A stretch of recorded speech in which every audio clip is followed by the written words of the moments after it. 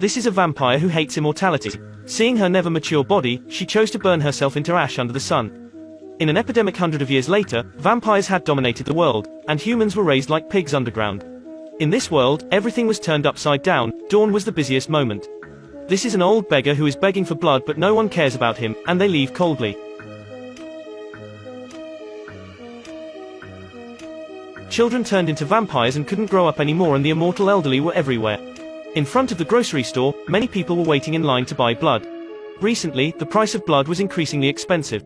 This man without a reflection in the mirror was Edward, a blood specialist. That day, he was urgently summoned to the headquarters. His boss said that after 10 years, most humans had died. Now the number of people still alive was less than 5%. This made the world of vampires went into crisis. The bloodthirsty vampires began to attack their fellow. After sucking the blood of their race, they would turn into monsters. The boss told Edward that they had to find a solution quickly. Now they had two options. One was research on how to make human blood, two was human blood immunity. This is the result of the second option. It was obviously a failure. After being immune to human blood, vampires would degenerate and die quickly, no matter how many additional fluids were injected. So they could only turn their hope into making human blood. We must commence testing the blood substitute. Edward carefully injected the testing substitute. Edward's boss nervously observed the reaction of the person being tested. How do you feel? No change, sir. Everything seemed to be going well. I feel fine, sir. Unfortunately, the problem still happened. Edward tried to give emergency help, but he was still explored on the spot. The army was desperate. So was Edward. He was terrified, then went home with a heavy heart. He watched the introduction on TV. Edward suddenly felt tired. He didn't want to be a vampire anymore. Edward turned around. It was his younger brother. His younger brother brought the 35th birthday present to him. That was Edward's 10th 35-year-old birthday. The gift was a bottle of human fresh blood. But Edward didn't want to drink it, so he threw it away. This made his brother very angry.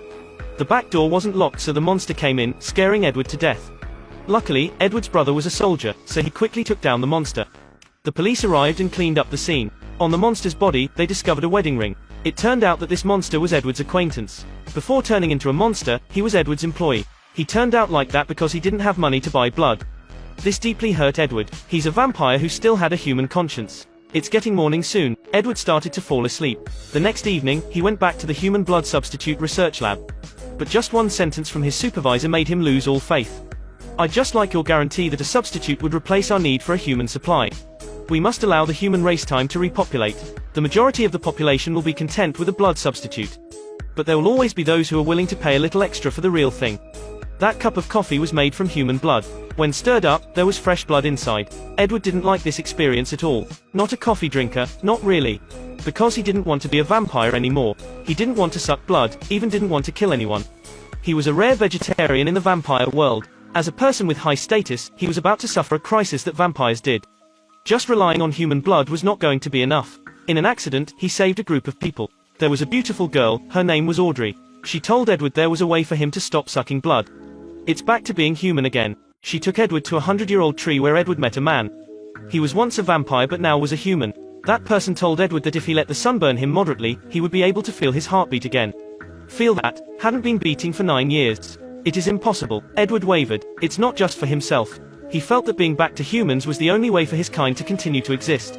So he followed those two to the headquarters of the human race. There, they find a wine fermentation tank could be opened and closed. It seemed that Edward could return to being human using this tank. They acted immediately. They renovated the tank, everything was in place, the transformation could be started. Audrey put Edward in the renovated tank. But at that moment, the soldier looking for Edward had also arrived. The first experimental researcher was indeed very different. Edward found himself about to be arrested, so he made up his mind and immediately began to transform. He opened the switch. Edward was set on fire.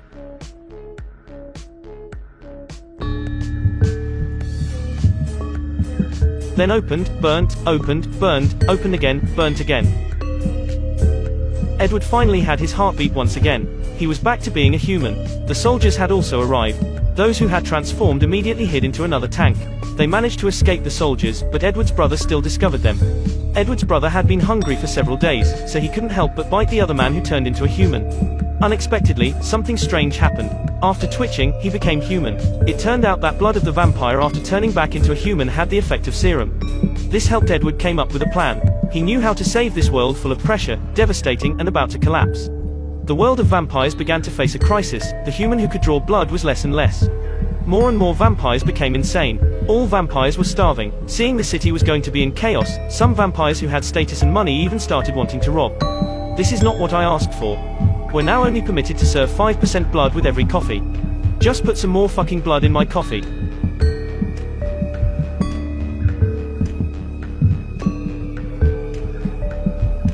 This is the daughter of the tycoon in the vampire world, but she was a normal human. She refused to be an evil vampire like her dad, so she wounded her father, then locked herself into a dark room. Why is it evil? That's because vampires were just some creatures whose existence depends on sucking blood, but thought of themselves as noble, completely ignored the fact that humanity was about to die out due to their employment. After the extinction of mankind, the vampire class in fact, also couldn't survive. Even so, the tycoon still wanted his daughter to become a vampire. He thought that it was the best for his daughter. It was honorable to be a vampire. Unfortunately, his daughter didn't think so. After being turned into a vampire, the girl refused to drink blood and started to bite herself instead. Vampires after sucking the blood of their kind would become monsters. So she turned into a monster. There were still many vampires that had turned into monsters.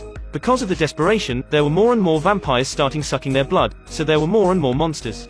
Then, the military took action. They decided to burn to death the vampires turned into monsters, including the daughter of the tycoon.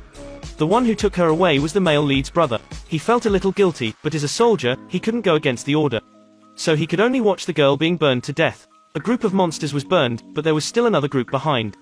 All were live on television. Unfortunately, these rituals couldn't prevent the blood shortage crisis. Our families are starving. Luckily at that moment, the male lead Edward returned. He had been back into a human and returned to his old office. He told his former boss that he had found a way to solve the crisis, that was to make the vampires who want to suck blood give up their immortal and turn back to human. So the generation would continue to be passed down. That was impossible, the tycoon didn't even listen. He was in the top position of the world, he would never accept to become human again. Therefore, Edward could only provoke the tycoon, let him bite him, use his blood to force the tycoon to turn back into a human. After being back to human, the tycoon was tied on a chair and sat there waiting for the bloodthirsty soldiers to arrive. Those soldiers tore the tycoon apart and became human thanks to his blood. Troops after troops. Soldiers tore each other apart and became human, then being bitten by the next troop of bloodthirsty vampires. After a chaotic battle, the vampires' return to being human was spread wider and wider. They couldn't suck each other's blood anymore, so the crisis could be stopped. The sun rose again. The end.